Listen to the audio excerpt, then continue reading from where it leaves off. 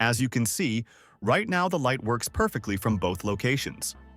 So what happens if we mix up the traveler wires? Let's experiment with this scenario by swapping the red and black traveler wires to the opposite traveler screws.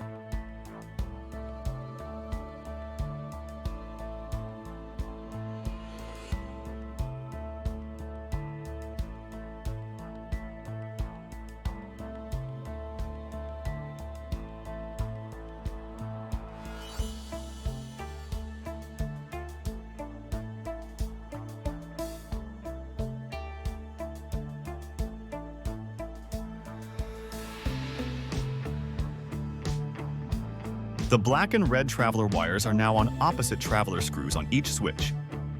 Electrically, the circuit operates exactly as it should, controlling the light from both locations. There is one difference in how they operate. Can you spot what it is? If you notice it, comment and let me know. Like this video if you found it helpful, and be sure to subscribe for more tips and tricks.